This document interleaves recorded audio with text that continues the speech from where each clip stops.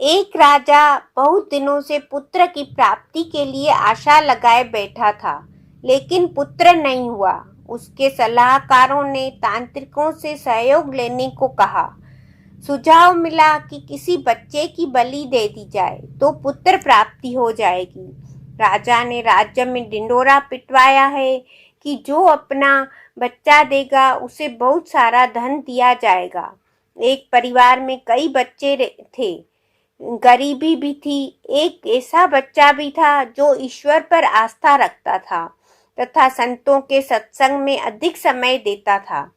परिवार को लगा कि इसे राजा को दे दिया जाए, क्योंकि ये कुछ काम भी नहीं करता है, हमारे किसी काम का भी नहीं है। इसे देने पर राजा प्रसन्न होकर बहुत सारा धन देगा। ऐसा ही किया गया।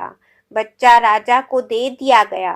राजा के तांत्रिकों द्वारा बच्चे की बलि की तैयारी हो गई। राजा को भी बुलाया गया। बच्चे से पूछा गया कि तुम्हारी आखिरी इच्छा क्या है। बच्चे ने कहा कि मेरे लिए रेत मंगा दिया जाए। रेत आ गया। बच्चे ने रेत से 4 ढेर बनाए। एक एक करके 3 रेत के ढेरों को तोड़ दिया और चौथे के सामने हाथ जोड़कर बैठ गया। उसने कहा, अब जो करना है करें।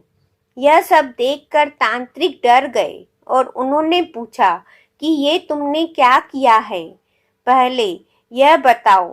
राजा ने भी पूछा तो बच्चे ने कहा कि पहली ढेरी मेरे माता पिता की है, मेरी रक्षा करना उनका कर्तव्य था, परंतु उन्होंने पैसे के लिए मुझे बेच दिया, इसलिए मैंने ये ढेरी तोड़ी थी।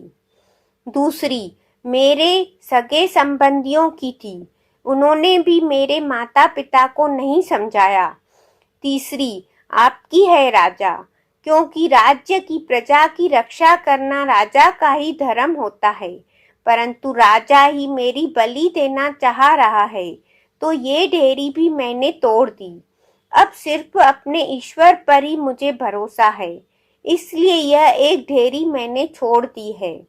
राजा ने सोचा कि पता नहीं बच्चे की बलि देने के पश्चात भी पुत्र प्राप्त हो या न हो, तो क्यों न इस बच्चे को ही अपना पुत्र बना लें।